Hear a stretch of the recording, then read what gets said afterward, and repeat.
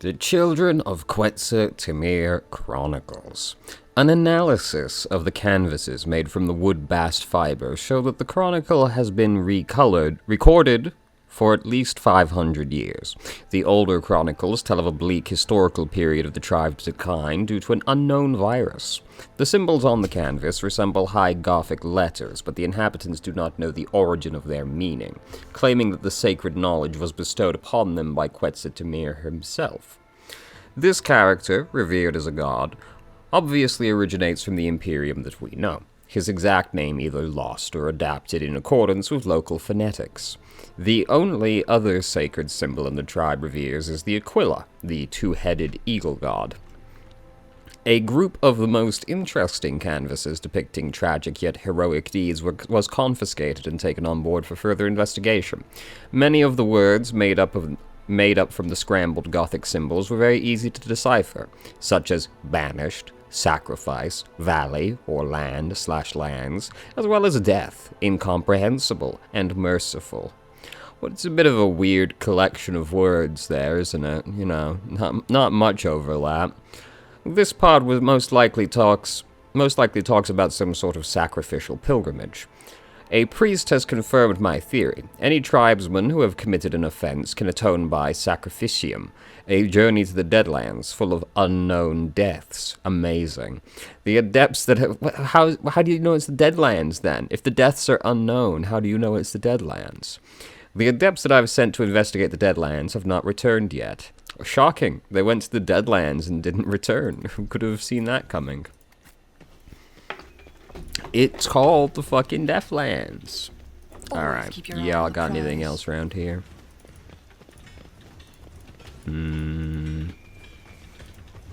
Bro is working so hard over here. Oh my god. Look at this guy. You keep going, buddy. You're doing the Emperor's work over there. Okay, that's not real.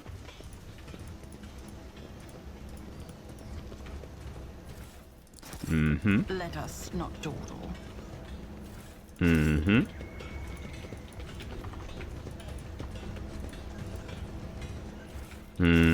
Well, this hasn't been very productive so far. I long for equipment.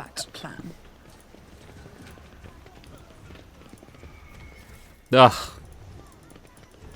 My disappointment is immeasurable, and my day is ruined. Alright. Well, in that case, I'm ready now.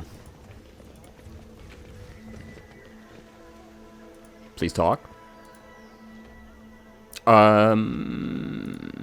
Was I not supposed to talk to you again when I was ready? Or get left in the dust.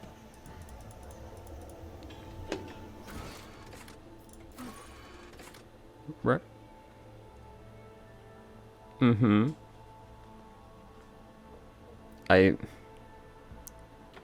I mean, keep your eye on the prize. It's been a couple days. Maybe I remember the conversation incorrectly, but I thought there was a prompt I declined.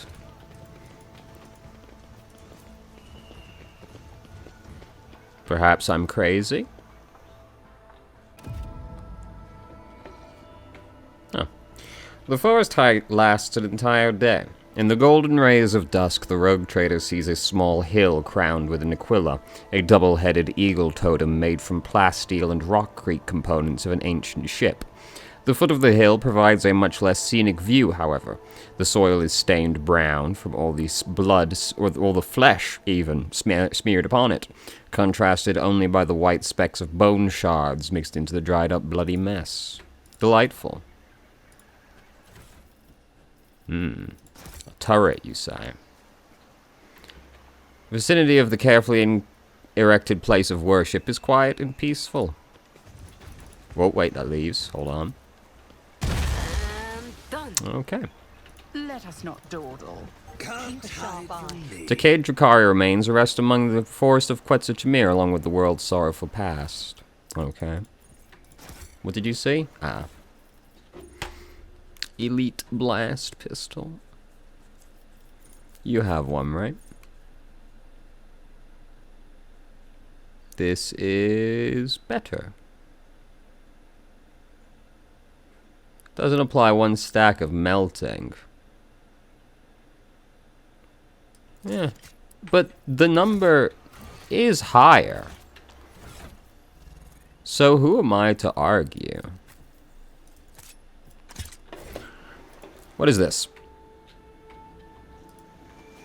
Let's not waste What time with what did this pleasantries. accomplish precisely? I always have a backup plan. Why did we do that? Well, I always keep. oh, we put. Oh, did we make that? I don't know, man. Quite a few hours pass before something worth noticing finally shows up amid the dense forest. A pile of charred human bones lying in a shallow pit, and in front of it, like a standing stone, a broken fire cultivator with melted nozzles is stuck into the ground. Other corpses can be seen in the grass nearby, just as old and charred, but distinctly non-human. Scattered alongside these are along those are Xenos weapons covered in dirt. Some of the weaponry appears to be in working order, so it's still possible to get some use out of it. Ugh! Garbage. Judging by the traces of blood, the Xenos attacked the camp from high ground, reluctant to get too Is there money close. to be made? The markings on this container date back about 500 Terran years. Inside them are decayed remains and unusable equipment.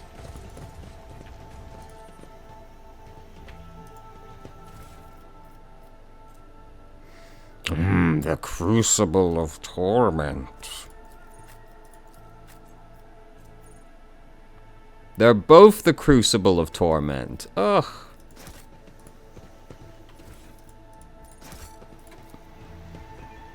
Caligos Winterscale set up camp on the remains of an ancient military encampment. I have learned much. The camp was routed. Was it the fury of my kinspeople? They fought monsters from among the monkey, only to become no different from monsters Always themselves. keep your eye on the prize. A putrid stench of decaying flesh comes from these enforcers' bodies that haven't been torn apart by the local wildlife. My pleasure. While the wearer's weapon has 4 or less base rate of fire, the weapon's rate of fire is increased by blah, blah, blah, and its recoil is doubled. While the wearer's weapon has 5 or more, hit chance of the wearer's burst attacks is increased and recoil is negated. Interesting. You can't use that. Nobody else is currently using a weapon that would benefit from this, really, I don't think. I guess you, but the rate of fire increasing is not as exciting as the accuracy increasing. So, we'll just save that to give to Argenta later. Rise to the top. As, you know, or I don't get really left care in if the dust. sniper rifle has a higher rate of fire, you know? Do you see that? When the wearer attacks a target with any ranged weapon in a 1-cell range, that attack inflicts bleeding, 10. The target also suffers 25% critical damage to all attacks made against it. Well, that's something you give to somebody in melee range, which is definitely Ulfar. I'm not sure he can actually even benefit from full cover. I'm not putting him in full... He is full cover, as far as I'm concerned. A job for me. The fruits gatherers' bodies have been savaged and gnawed by local wildlife. They likely couldn't leave the forest because of leave the area because of the moving forest.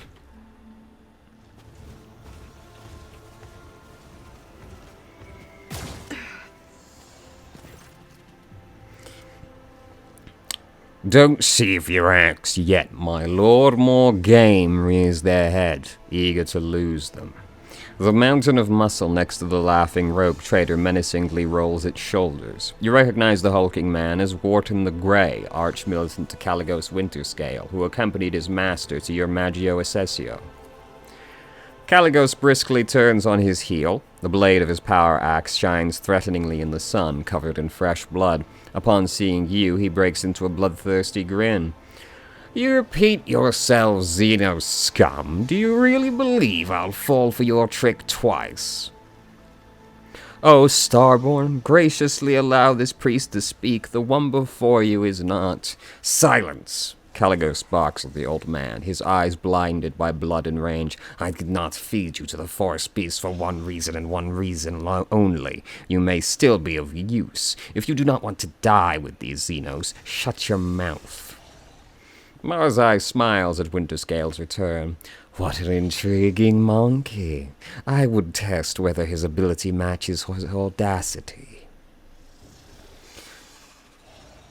"I'm here to return speaks with gods to the village and pacify this forest." Caligos squints suspiciously. "How do you know the old man's name? Has he been a spy for you this whole time? Speak, get a hold of yourself, dude."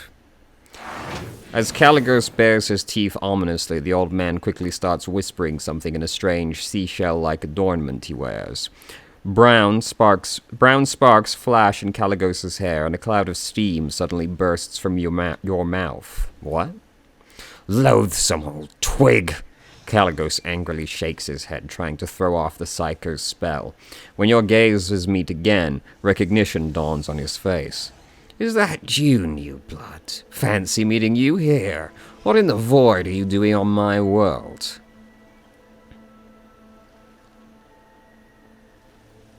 "Your servants tearfully begged me to return you to your void ship. I magnanimously agreed." Winterscales contemptuously spits blood through his cut lip. "Useless void-born freaks. When I return, I'll tear their legs off for doubting my strength, and their heads for not being able to settle their problems themselves." "Who said I want to return to the void ship? I still haven't met a worthy adversary, one who would grab me by the throat in a death grip. The hunt is not over yet, Ophelia." A wildfire ignites in Caligos's eyes. "You know, your ladyship von Valancius. Why don't you join in the revelry? The forests here are teeming with Xenos bastards. I'm not greedy, there are enough trophies for both of us." On your first meeting on Dragonus, Caligos Winterscale appeared before you in a much more favorable light. Brilliant, collected, steadfast. Now his hair is tangled, blood and dirt cover his face and hands, and his armor has been tarnished by the humidity of Quetzalcoatl's forests. Instead of a dazzling smile, the rogue trader's face is darkened by a sinister grimace. And his retinue. The thin old man looks on with trusting violet eyes, and you noticed silvery sparks glimmering within. His thin body shivers from the slightest gust of wind, yet you can still sense the power contained in his elderly frame. He nods with a meek smile. A panicked binaric trill escapes from under the tech priest's hood when one of her mechandendrites goes limp, sparking in multiple places at once. The servant of the Omnissiah gently picks it up and wearily wields her combi tool until the manipulator starts moving again.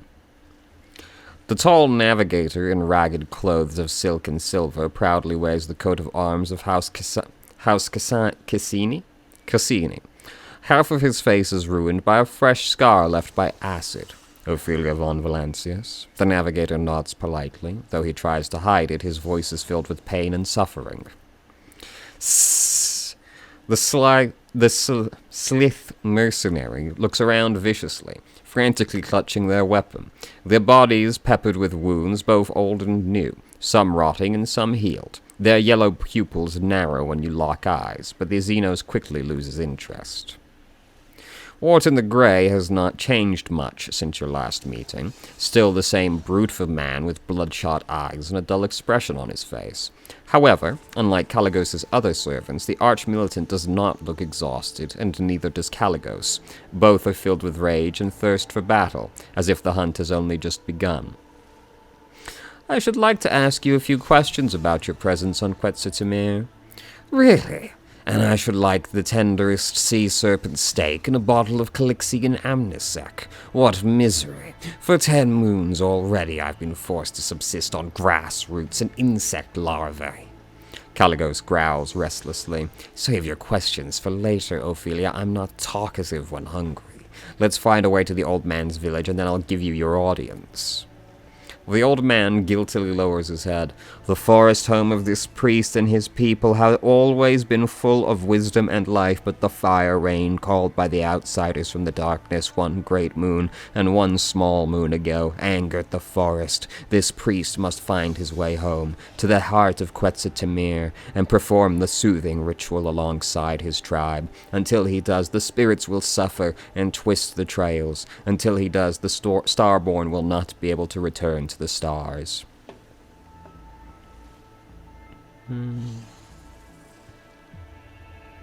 You've already destroyed 4 Xenos ships. Is that not a great enough victory in itself? Cease this hunt and I shall make the Xenos leave your worlds forever. Retreat when the enemy's bones already crunch underfoot. Wharton sneers. Alien blood must flood the lands of Quetzaltemir. Only then will the Xenos have paid for their insolence. Quiet, Wharton. This hunt truly has dragged on for quite some time. The ever-twisting paths, the paltry game, the dullness of it all is suffocating. The rage on Caligos's face changes to dejection. I may accept your proposal, Ophelia, but only when I am certain the destruction of the remaining enemies. Of course, that's assuming we find them in this accursed forest. Annoyance and malice drip from Winterscale's every word. Your light gives you an intent look and curtly nods, her shoulders relaxing slightly. Then the first order of business is to return the priest to the heart of the forest and calm its rage. Well, what are you waiting for, new blood? I wandered these forests for 30 nights and did not find the way to the old Twigs village. We'll see if you bring us better luck. Move out. And they're gone. Oh no, they're just behind us. Okay, they just kind of blinked over there. A sweetish smell of decomposition comes from the woven basket. For whatever reason, the fruit was left to rot under the scorching sun. Fruit and sweet tree sap used to be harvested in this clearing, but now the overripe fruit is weighing down the branches. I always have a backup plan.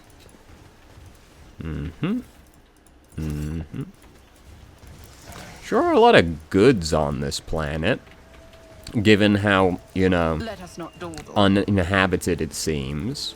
Well, it's obviously not uninhabited, you know what I mean. Where the fuck am I? Oh, that's where we came in. I'm very disorientated on this planet. Alright, we can't go down any of those paths, it turns out.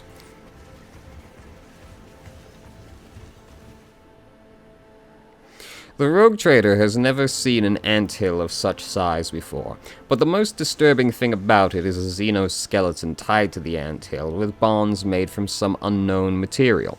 The Drukhari weapon stuck in the corpse is the only detail that can point to their perpetrator. Being eaten by ants is a horrific torture that makes the blade in the back seem like an act of mercy. A most uncharacteristic gesture for this race. Delightful. Is there Love dark elves, dude. They're so cool. We can't go that way.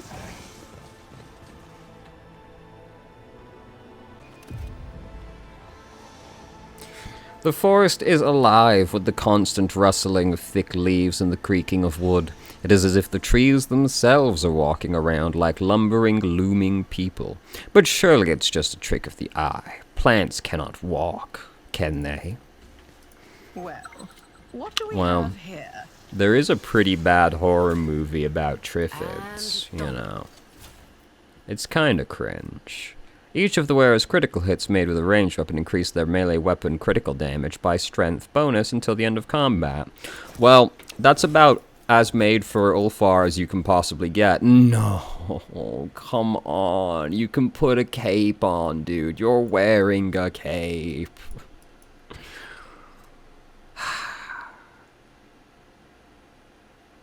Are you wearing a cape?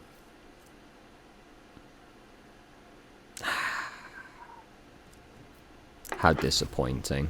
Rise to the top, or get left in the None are dust. better at searching. A space wolf never fails in their duty.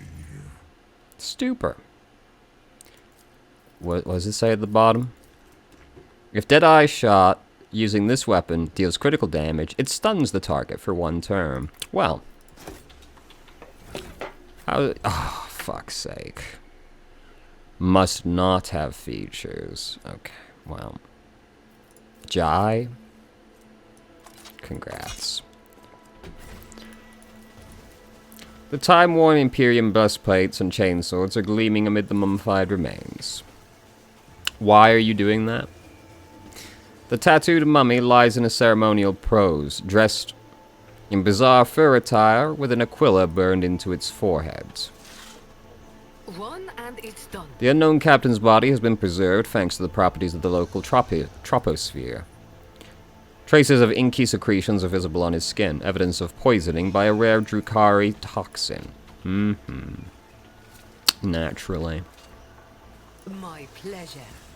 Why would it be anything else? This is Someone indeed- repurposed old containers to build a ceremonial tomb. The remains of Imperium soldiers were placed inside a long time after their death. You good? I always keep my options open. Can we go across? Oh, fuck. Ugh. This one seems more out of the way, so it's maybe this one. Ah, we've been here. Iliad, what is the unnatural creature residing on the rogue trader's ship? You have been aboard longer than I have. You must know the answer. You speak of Nomos, Dark One. It is a guest of the Elantok, as you and I are. Perhaps a more honored guest, so do not even think of examining it using your typical methods. Not if you wish to avoid bringing righteous wrath down upon yourself. Yeah, it pretty much just seems like an AI, you know, an abominable intelligence, but, yeah. Whatever. We do a little heresy. Just a little heresy, as a treat.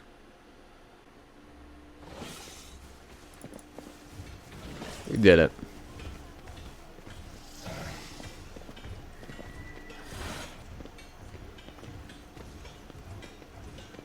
Yep, take your time, no rush.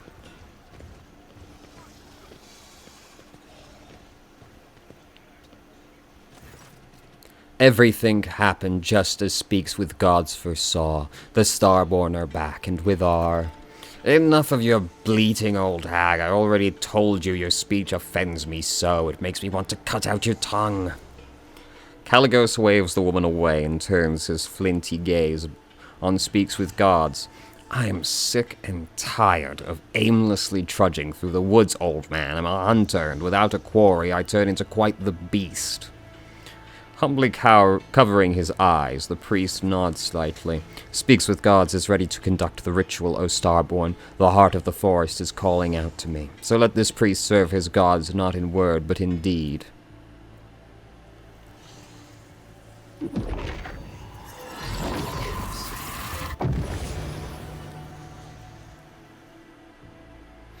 It is done. This good-for-nothing psycho has finally proved himself useful. Caligos looks around the settlement with a bored expression. I intend to have a good night's sleep and enjoy the local delicacies. One good thing about Quetzaltemir is the fruit here is sweeter than Calixian honey and more tender than the meat of a young grox. You should get some rest as well, Ophelia. And remember, it is better to go hunting when you're full of vigor, but slightly hungry. The hunger adds acuity. Makes the kill more intoxicating, you know. Let me know when you're ready to depart, or if you decide to share a few stories, then come to the bonfire. It's not often that two rope traders can indulge in confidences away from prying ears. Winterscale sardonically clicks his tongue, and nonchalantly salutes you in farewell. Yeah, man. You guys want to talk? Nope, doesn't even give me the option. Let us not Alright, dawdle. where did Caligos go? Where is he? Am I missing him? I am. He's right there. A nice walk that, wasn't it, Ophelia? You may have helped us navigate the living forest clutches, but don't let it go to your head. I would have managed by myself sooner or later. Winterscale chuckles and repeats, sooner or later. I have some questions to ask of you. One day you too will grow sick of all the talking, and then you too will choose shooting Xenos on a wild planet over endless intrigue.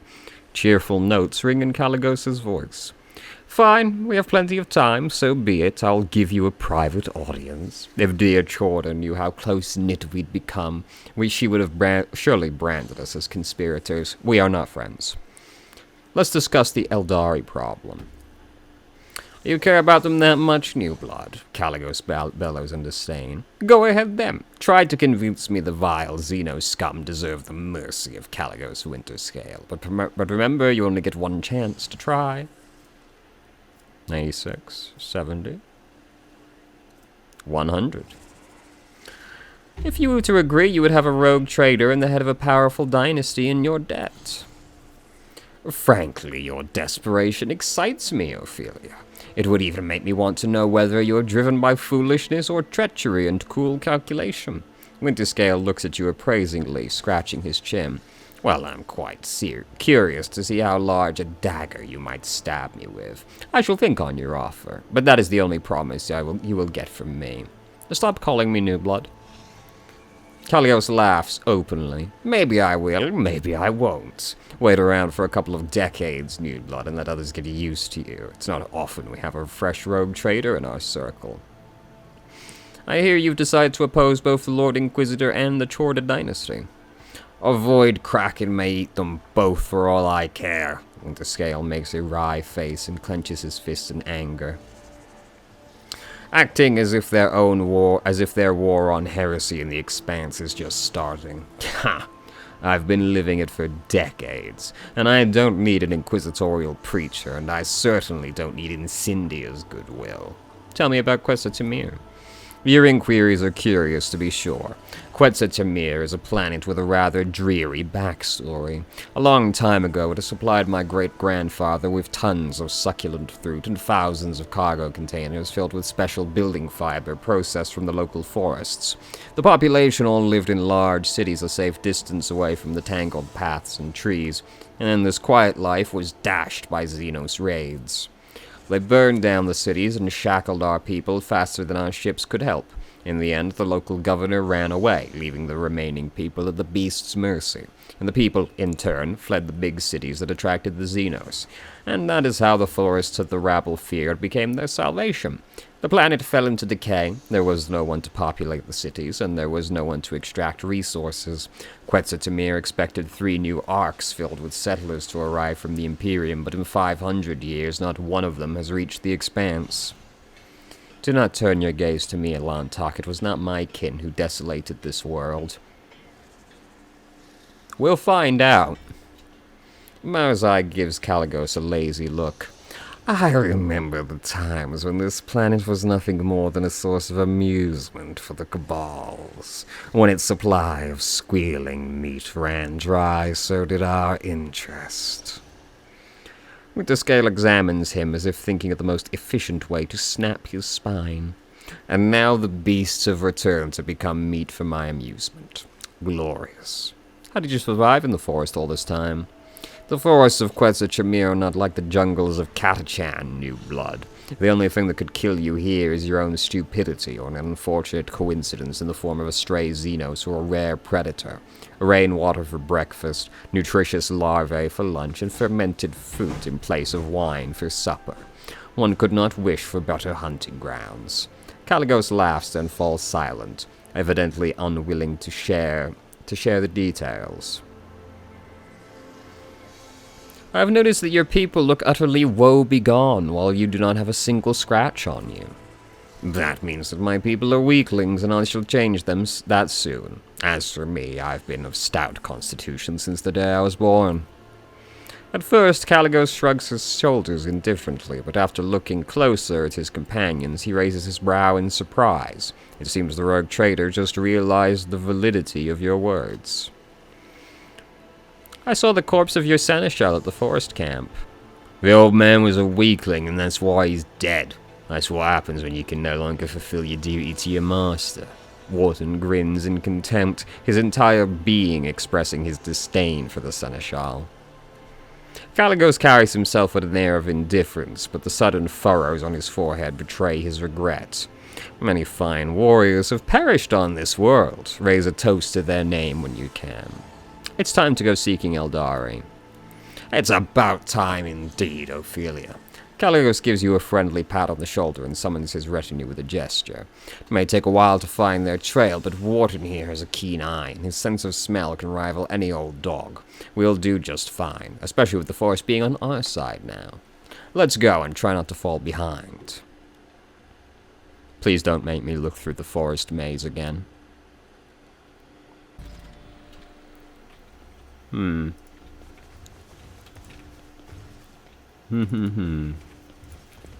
What? Impossible! You know.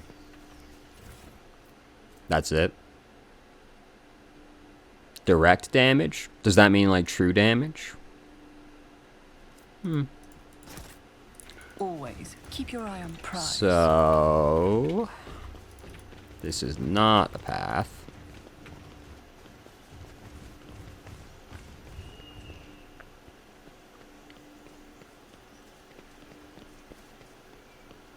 Places, people. A stately Eldari warrior steps forward, calmly looking at the intruders. His armor and its adornments gleam in the sun, despite the traces of dried mud and caked blood. The Farseers entrusted me to send you away, Monkey.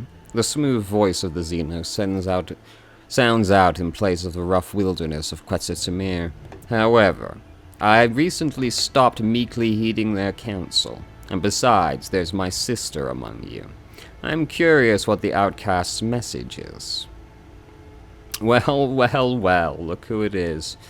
Vain rhetoric, a masterful display. Your temper, brother mine, you ought to quell. Bravado has no place within this play. Indeed, the merchants prove this all too well. This actor's excellent who did alight upon the stage now will this piece complete, by choosing a final apposite, who shall survive and who their doom shall meet. The Nocturne of Oblivion's mournful horned mask avidly tracks your face. It's difficult to say with certainty, however, you are of the opinion Nocturne of Oblivion's disposition to you is better than that of his kin. Tremendous. I do not know about you, Ophelia, but these Xenos bastards are giving me the creeps. Caligos shifts his excited gaze from the Eldari warrior to the solitaire and back. That one in the dappled motley. I want to kill him. Right now. Wharton the Grey bares his teeth in anticipation and clutches the hilt of his sword. Examine. The Xenos made their camp among the ruins of an ancient city of the Imperium. Only the alien growths of the Xenotech and the wreckage of the Eldari ships disturb the picture of centuries-old devastation and rebirth. Despite the demonstrative ease, most Xenos are pushing themselves to their limits. They are exhausted, nervous, and frightened, even if they hide it well. This may have eluded your companions, but not you. Nocturne of Oblivion, it certainly has been a while. What are you doing here? The Solitaire bows theatrically. With embers glowing cupped into my two hands, I bear them through the deluge to the hearth. The Harlequin is being his usual self. His answers only leave you with more questions that are just as pointless as the previous one. I am here to resolve this conflict peacefully. A tapestry complex as peace, and one that many threads demands for warp and weft. For this design, three wills together spun. Its greed will sate in hands of weaver deft, the gruesome scars of past distress bewailed, with compact subtle gauze shall now be veiled. Playing with your prey like a cat, fine new blood, you're still young, just remember that patience is not my strongest suit. I do not think we have anything to discuss either, Monkey. The deeds of your kin have spoken louder than words. There's grief on the Xenos' face. My home, my family, my people, my Cruderarch. Everything is gone because of you. Your brothers and sisters are exhausted, you are trapped, and I am the only person who can change that. The warriors behind the leader's back freeze in uncomfortable silence, but he does not appear to be taken aback by your words. You may be discerning, monkey, but only half of what you say is true. The warrior sighs tiredly. We did not attack this world, monkey. The last of Cruderok's children assembled once more to scour the master of flesh, Tervantius, from the memory of the universe. Are you saying he's here? The homunculus who abducted and tortured the Farseers from our craft worlds. We learned that he is hiding in this world. There's a lot going on this planet, isn't there? But something prevents our Farseers from discovering his lair, and so we were forced to act decisively. To act decisively, you ashmags. You call mowing down 2/3 of the world's population acting decisively. Jai sticks out her augmented hand, and the mechanical joints squeal piteously under the weight of her indecent gestures. The Chimera Master of Flesh is here. Your light ignores the veiled confession and inhales hungrily, doing her best to remain calm. We must destroy him. This is what we are here for, outcast. Stretch out your hand, grasp the spear of vengeance together with us, and plunge it into the dark heart of the architect of torment. You call purging an entire world a decisive action. Our Farseers, those whom we managed to save, could not name the exact location of the flesh sculptor. Even after our ships had circled the world for the 3rd time, something prevented them from seeing the truth. Something powerful. We knew your patrols would soon discover our presence, and so we decided to do something. To exterminate the homunculus alongside the world he had chosen as his refuge. The Eldari shrugs vaguely. The monkey are flooding the galaxy at the speed of a meteor shower, and this world will repopulate, eventually. Is a single world not worth eliminating a powerful enemy who threatens hundreds of such worlds, both yours and those of my kin? What do the Xenos and the fanatical zealots of the Imperium have in common? The answer is simple. Both are willing to sacrifice billions of their subjects. A sullen grin does not become Jai's face at all. How about we wring the necks of the puny vermin, Atvitir? You may hide your anger behind a facade of benevolence all you want, cousin, except I can see straight through you. A dejected, lost, and frightened soul. Are you not worried about your precious path, Or have you decided to study our arts at last? The Eldari warrior purses his lips and glares at Marzai furiously, but does not grace him with a reply. Winterscale meaningfully raises an eyebrow. And you still deem him worthy of conversation? Address the Eldari. The warrior stands motionless, only occasionally casting a worried glance at the solitaire.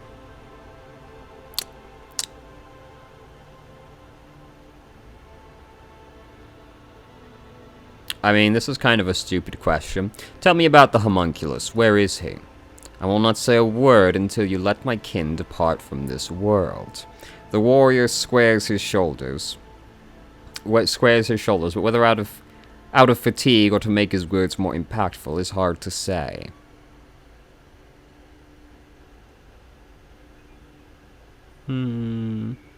You lost your world and are now depriving the others of theirs out of vengeance. Why do you think you are different? How dare you compare a dragon to a lizard, starlight to the dim glow of a guttering candle. There's a fury in the Eldari's eyes, as well as doubt. Make no mistake about your inferior species. A single child of Ashran is worth thousands of your kinds. Fucking elves. Examine the camp. Caligos. The bored Caligos Winterscale is gone without a trace. The rogue trader is closely studying the potential battlefield, his enemies, and the heads of future trophies. Caligos, you should not kill the Eldari. What? Why? Taken aback by your statement, Caligos lowers his power axe for a moment.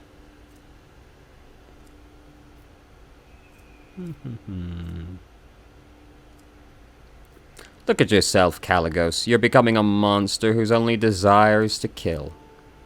Stop tugging at my conscience, Ophelia. You sound vile like Incendia from my nightmares, made flesh to ruin the mood. Caligos grimaces in frustration. Your words seem to not to have angered but upset him. Throne take you and all misfortune in the galaxy along with it. Winterscale gives you a clap on the shoulder. The expression on his face is mysterious and almost sad. I must confess all this dismal talk gave me a migraine and made my old wounds ache. So you want to save these Xenos? Suit yourself. By my grace, I entrust you with the lives of the enemies of humanity. Have fun. We will be heading back now. What kind of hunting is it when the prey does not even struggle in your grasp? I am disappointed. Caligos flashes a provoking grin. And don't you think I'm going to forget about your words and promises, Ophelia. We will get back to it later. Your light brushes a strand of fiery hair from her forehead and nods appreciatively. I know how difficult it is to go against the will of your kin, and yet I cannot hide my joy that we have both lived through this moment, and came up with a tale to tell. After all the suffering that the Monkey have inflicted upon the children of Cruderark, after all the punishment we've inflicted on this world, my heart remains troubled, knowing that we have tempered our grudges for a while and have parted without a fight today. However, I dare not complain. For my kin, the hour of triumph has arrived at last. Once the Master of Flesh is no more, we can go to the edge of this stellar expanse, away from the gaze of the Monkey, and peacefully wait for the arrival of our allies from distant stars. What are you talking about, Shiren K? What kin from distant stars? Outcast your light, I have some good news for you. Our Farseers managed to contact the children of Craftworld Alightalk, and soon your fellow outcasts will visit the part of the galaxy called the Expanse by the Monkey. They will take us away, give us a new home, and Shiren K keeps his gaze on you, wondering if he should continue. Is that what an adherent to the path of the warrior wishes to tell me? Were those words meant to comfort my heart? Your light's words ring with contempt and desperation. Oh, Ashran, your children once again seek to appease their pride by sending their kin to the Monkey worlds for slaughter.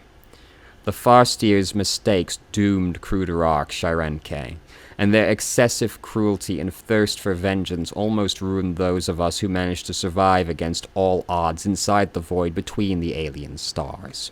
You know it just as well as I do, but you keep doing their bidding. Oh, Shirenke, you could take the Webway Gate and go away from the dangers and tribulations of the Expanse, but you've chosen to stay here instead. You are dying. You're feuding with the Monkey. Have the children of Ashran spilled not enough blood? Have been losing our home not been enough? Why do you wish to expose even more of your kin to mortal peril?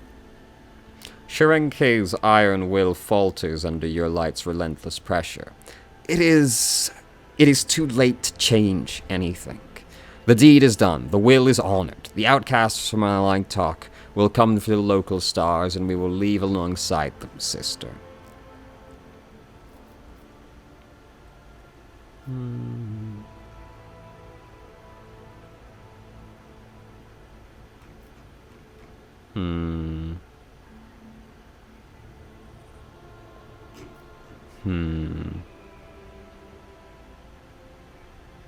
Your light, are you going to leave me and escape with the rest of the outcasts? Is that what worries you, Alantak? Your light gives you a disapproving look. I may leave the Expanse someday, but the only thing you should be concerned about right now is how to appease the wrath of my people. It will take the warriors of Alightalk many years to discover the Webway Gates capable of bringing their strike force into the Expanse. Perhaps you will be too old by then, and on your deathbed, you will hear tidings of the children of Ashran coming to exact their vengeance. For some reason, your words bring a faint smile to your lips. Worry not, Alantak. It is my turn to rescue you and your people. Rescue me? How so? Like a forgotten shadow, the solitaire steps into the light and leans forward with interest, a spectator watching the culmination of an exciting performance. During the exile, I met many companions who temporarily joined me in my endless travels. Your light closes her eyes. One such companion was a fellow outcast who had already completed many paths. It was he who told me about the ritual of unity, an exciting opportunity for one's spirit to reach out and touch the infinity circuit of the craft world familiar to the Farseers who perform it. Shirenke said that the Cruderark Farseers have already contacted a light talk. This means I can too. Has the darkness of space driven you mad during the exile, sister? Shirenke recoils from your light as if from the scorching flame. Not even the ones working the path of the seer with all their power risk joining the souls of the ancestors inside the circuit. They're wise and know the ritual is perilous for the soul. Your chances of success are simply negligible. You would die before you achieved anything, and even if you would not, ask yourself fairly, why should the ancestors listen to a simple outcast? Like you said, a light talk is a world of my fellow outcasts. They are not going to hurt me on purpose, and this is giving wings to my hope. Look me in the eye, Shirenke. Do you wish to end the suffering of our kinsman? I can see the reply in your heart. You must accept it and help me. Though your light's words are addressed to her kin, she is watching your reaction closely.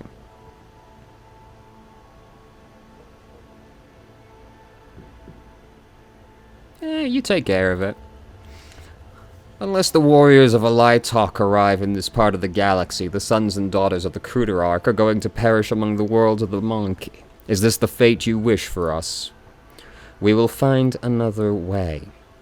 I understand that it is not easy for those who have lived all their lives sheltered within the craft world to accept that sometimes life leads us down different paths, but the path that you and the Farseers have chosen only leads to more pain. More pain? Perhaps you managed to prevent the death of our kinsman and Moran? On Lilitham. A Bredian told me everything that happened. This is your life and your people, your light. I'll stay by your side no matter what path you choose. And I do appreciate it, Alantok. This is the wrong person speaking. Your light nods and underscores her words with the familiar gesture of gratitude. This comes up a lot, doesn't it? This particular thing happens a lot. I did everything I could, Shirenke. You know what you should do.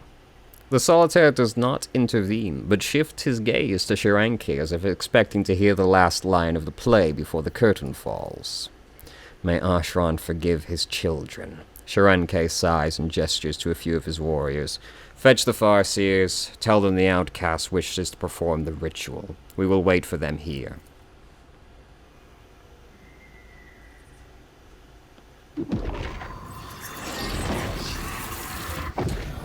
The strange energy that permeated the clearing where the paths of humans and Eldari happened to cross is gradually dissipating. All eyes turn to your light, the Eldari who managed to survive the deadly ritual and wake up looking thoughtful and enlightened.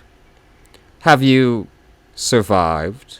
Ashran showed you mercy, outcast, and so did our ancestors from the Infinity Circuit. Tell me, sister, what was their answer? I am tired of the Farseer's blindness and my kinsman's hatred, Shirenke. All of the choices of our people let... Why now doesn't it say nobody? It says your light at the end, so this must be her, but now there's just nothing? Okay. All of the choices of our people led only to suffering and the loss of our loved ones. I no longer wish to be an accomplice to somebody else's hatred and pay for the mistakes of the ones who were supposed to guide us towards the light that led us into oblivion. Your light glares at the nearby Farseers. I convinced my kin to divert the river of their anger. The outcast cohorts will arrive at the expanse, unseen and unheard, but not for the sake of war. They will find and take away those who remain, the last sons and daughters of the Cruderark, and then they will leave the Monkey stars without a trace, forever. The angry Farseers try to object, but Cherenki gently interrupts them. Brothers and sisters would not dare ask you for more, your light. I understand your choice, even though my spirit cannot fully accept it. Your light, you're all right. The Eldari sorcery looked dangerous. I'm fine, Alantak. A gracious look and a slight smile underscore your light's words. Thanks to you, I finally reached the end of my path. This path. And I am grateful I had you to walk alongside me. So what is happening now? After the Master of Flesh has been dealt with, Cherenki sighs tiredly, a faint shadow of a smile gracing his face. We will go home, and as soon as possible. I rid you of Caligos and brought back your light. Do not such acts not merit a reward? Cherenki gives you a long and penetrating look. The gratitude of the children of Ashran to your kind is a precious reward in itself, Alantak. I don't give a shit. But I have been watching your kin for a while now. As a gesture of goodwill, I suppose I should reward your labors in a way more customary among the Monkey. At the start of the wearer's turn, veiled degradation is reduced by 1. Trash. He makes an elaborate gesture, and one of the Eldari's hands you a parcel. This is my first and probably last gift to one of you, Alantak. May it serve you faithfully, as it served the children of Ashram. Do you still hope to find the homunculus? The Eldari produces an unknown Xeno device. The Farseers could not divine where the Master of Flesh makes his lair, for an unknown force is hiding him from the penetrating gaze of the Wise One. The children of Ashram have never encountered anything like this before. Having circled the world several times, and having failed in our search, we ventured to unleash the pent-up fury on the planet in the hopes we would be graced with a fortunate accident. Alas, the fate of the Master of the Flesh remains unchanged. The Farseers could feel the beating of his black heart, but were powerless to do anything. This is when our rangers began to deduce the coordinates of his lair based on readings of the Wise Ones in the lands untouched by the fired weapons. And they would have succeeded if the Monkey had not attacked our fleet. The Eldari device thrums, and a holographic projection of the world with several marked coordinates appears in his palm. I will share the information I have gathered. I hope that even the Master of Flesh will not be able to elude 2 pursuers at once. I would not mind cooperating in the future. I do not think this is possible, Monkey. Our temporary alliance will run its course as soon as the ships of my kin leave the Expanse, and I hope to never come back here again. Your light, will you not stay with your kinsman? I would be lying if I said I had not thought about it, but you were helping me and my kin this entire time to the best of your ability. Should I not repay you in kind, Alantak? I would be glad if you stayed. Then so be it. Your light folds her fingers in a familiar gesture of trust and accord. It's time to track down the homunculus. We will search the part of the world where the local star sets down. You should go where the star awakens. Good hunting to you. So, does that mean I go back to the ship? You got anything laying around, though?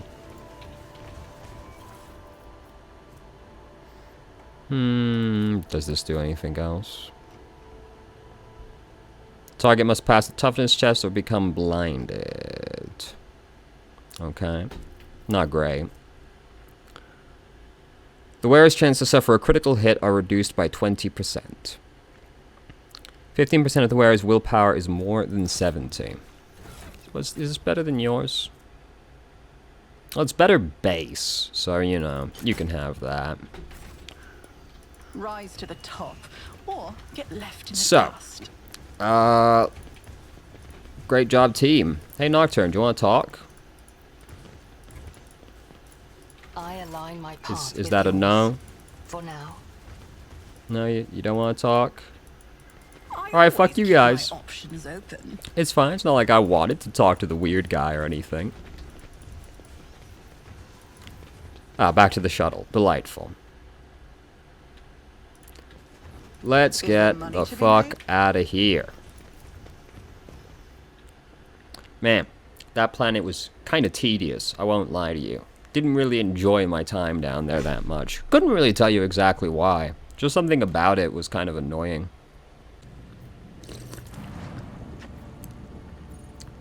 Oh, well. I think we found it. You can hear the anxiety in Andario's voice, even over the Vox connection. Lord Captain, we've found it. The door is so close I can practically feel its metal handle in my hand. The voices are whispering over each other in both my ears. I can barely make out what they're saying. Please take me with you. They keep telling me I won't get another chance, and I believe them. It's now or never. Very well, we will go there at once. Thank you, Lord Captain. I'll owe you until the day I die. You can hold me to that. Well, Door, I'll see you soon. Alright. You're light, you're out. Argenta, you're back in. Yes. If we have to take Idaria, unfortunately, you know. Mages aren't my thing, but, you know. Well, here we are. A thick layer of ancient dust covers the walls, floor, and equipment. One and it's done. Easy. Keep your wits about you. Well, can't wait to find out what horrific things Tervantius has been doing here. My pleasure. There's a seal of silence on the cogitator, but it is not difficult to break it. The machine spirit has been tormented. Someone ripped every bit of useful knowledge from its memory. I always have a backup plan. Oh, wait, what's the other way?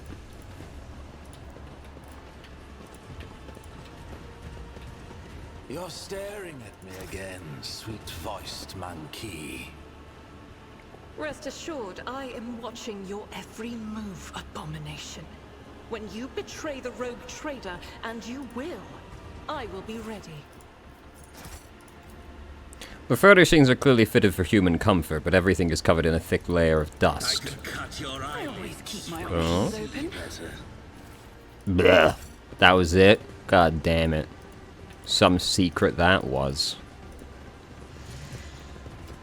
I will wipe your disgusting presence out of Yep, looks like we got some cool Drukhari stuff happening here.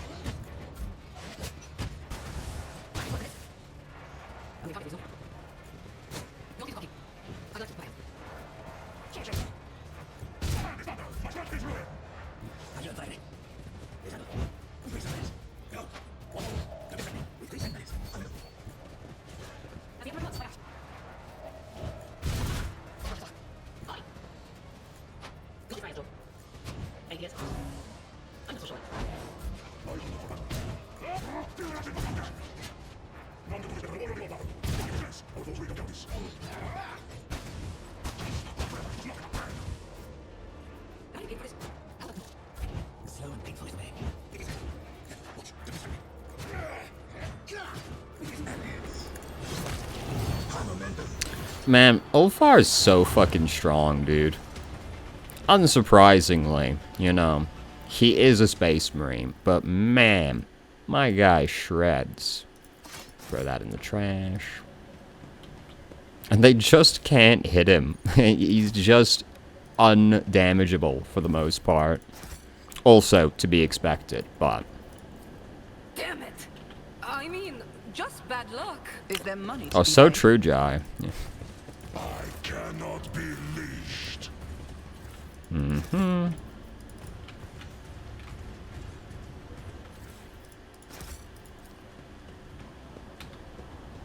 A job for me. The deformed, feeble, crazed creature is a pitiful and clearly unenviable copy of the homunculus Tervantius. Centuries of service and practice.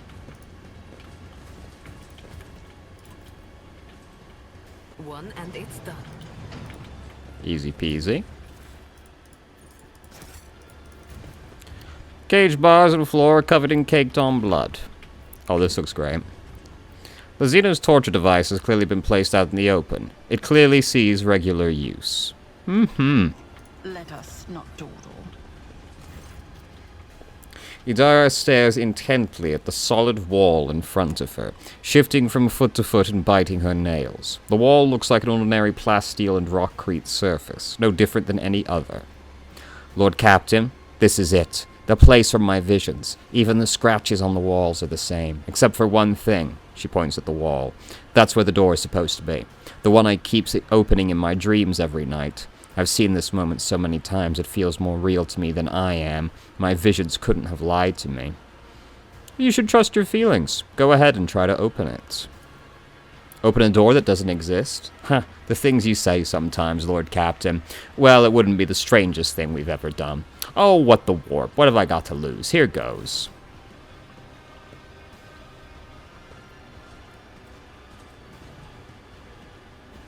I can see the stairs.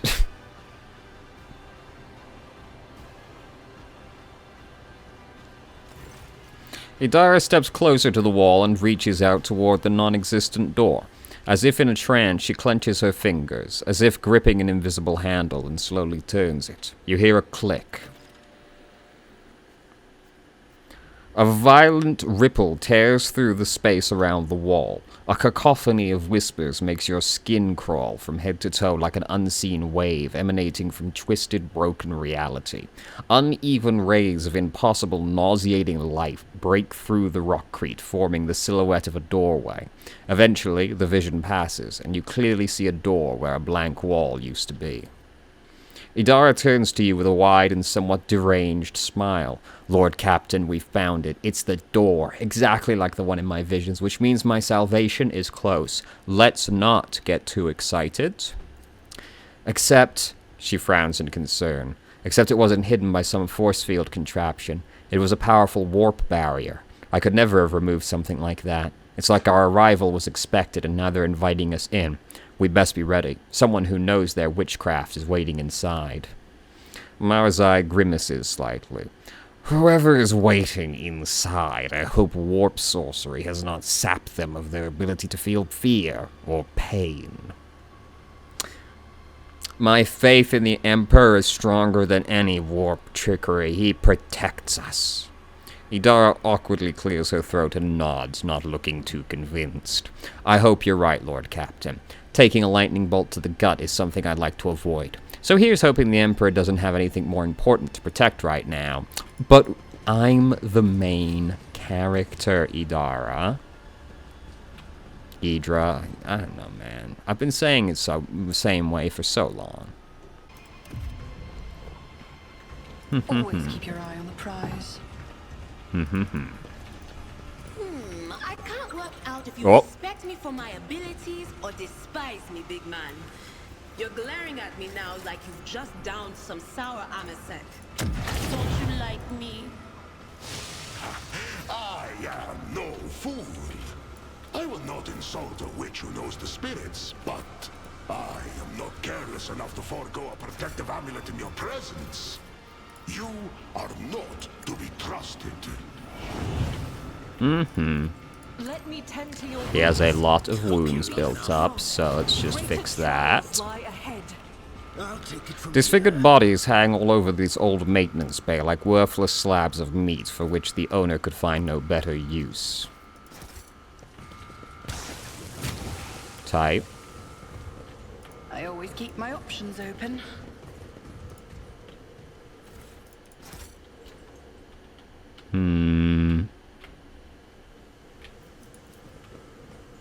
The tank was shattered from the inside by an unthinkable force. The withered victim's face is forever twisted in a silent scream.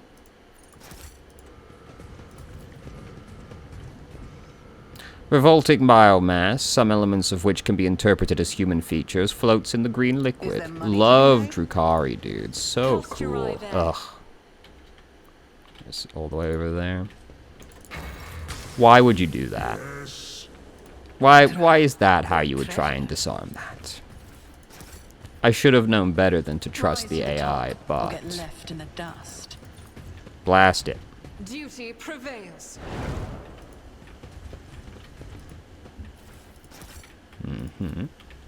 Bodies of runaway test subjects. They failed to find a way out and died from hunger and disease.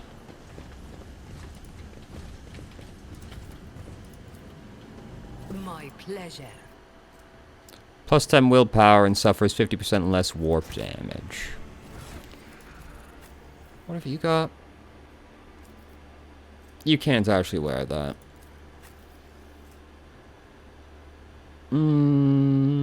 Yeah.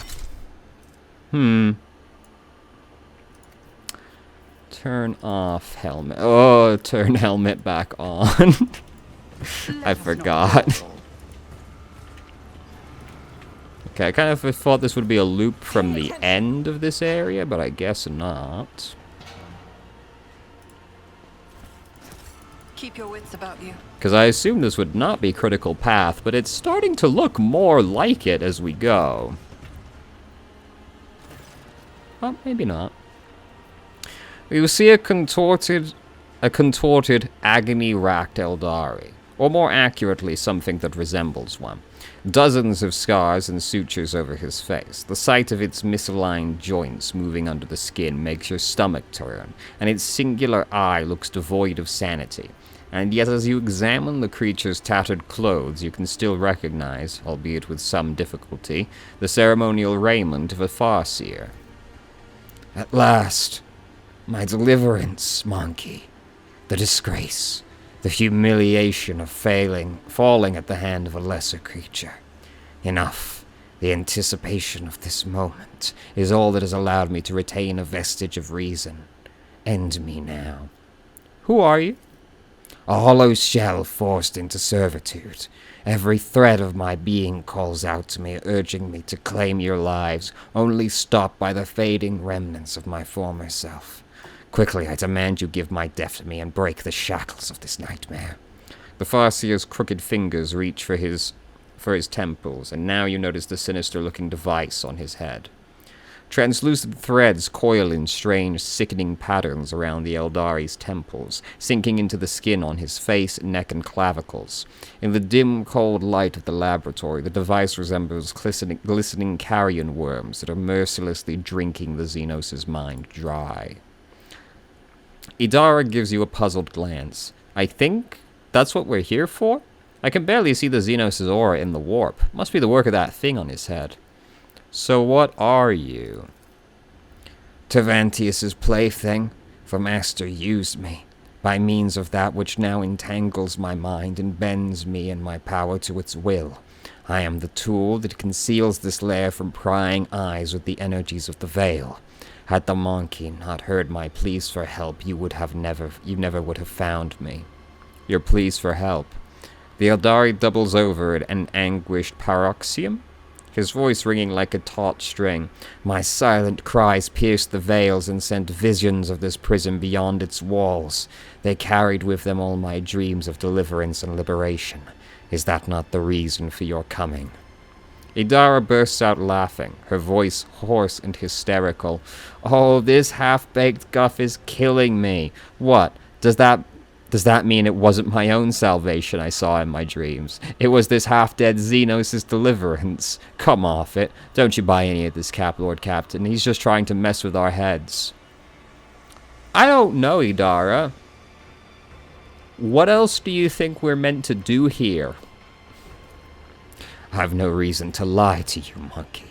However, your beliefs are of no matter. You're already here, which means I will finally die. I've never been merciful to Xenos. I've no desire to start now. Let him suffer until death claims him. Classic Space Wolf behavior. Can you relax?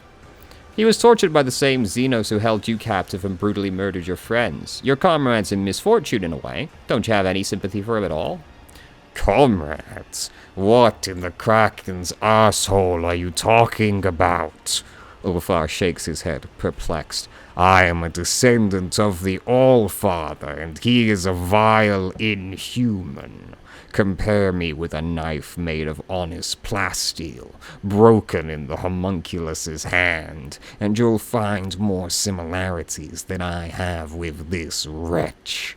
He can suffer. You can see that he's no commoner, so he has no doubt done his share of vile deeds in his life.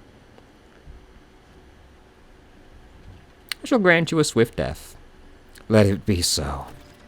The Farseer raises from his knees in a jerking motion, like a broken marionette, and takes a step towards you with glassy eyes. His frail fingers move as if tugged by invisible strings, and the mutilated bodies of the twisted creatures in the tank start convulsing synchronously, in frightening unison. Their unblinking eyes shift to you.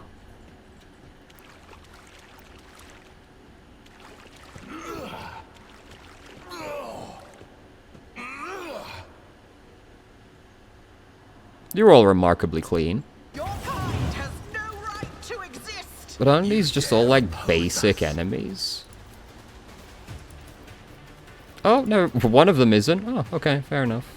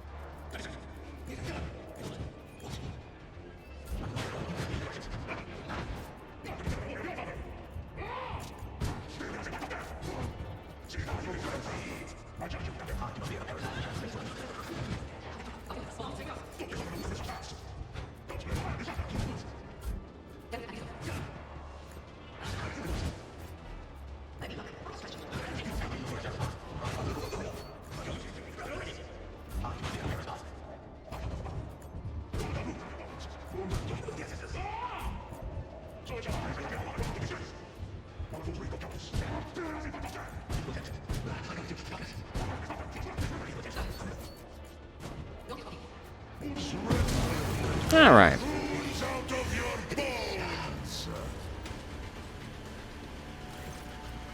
Idara carefully pulls the thread of the Psi Stifler out of the Farseer's breathless body. The strange device glimmers ominously in her hands, and it is difficult to tell in the dim light if the threads are moving on their own or if it's because her whole body is trembling. Terrified and confused, Idara looks at the device, then into you, then at the dead Eldari. That Xenos, Ophelia. Did you see his eyes right before he attacked us? It was like there was no light left in them. It's all because of this thing? I don't want to die, but I don't want to live like that either. If it means I'll stop being myself, then what's the point? Break that abominable device. Robbing yourself of your soul is never the way. Yes, you're right. This crap isn't worth it. Time to accept the inevitable.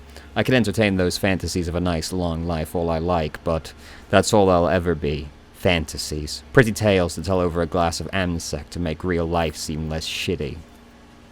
The reality of the situation is ugly and merciless. I'm a psyker. My abilities are getting more and more out of control by the day, which means I'll go out of my go out like any psycho should. It'll be ugly and merciless. Best I can hope for is there'll be no fragging awesome and heroic. It'll be so fragging awesome and heroic that you'll be telling stories of it to your grandchildren for ages. Ha! Thank you for helping me realize that, Ophelia. Idara sniffles and casually drops the Psi Stifler on the floor where it shatters into a million tiny pieces. I'm pretty sure we're done here, Lord Captain. Mind letting me know when you have some time once we're back on the ship? I want to talk to you about plans in the future in private. Can we go now? I've still got a whole life to get on with. Always keep your eye on the prize. I, in fact, will be going back up to the ship so I can get rid of you. These are the same things we already found once.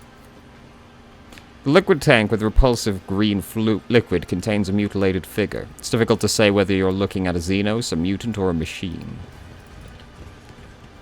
Alright, well. That was all very productive.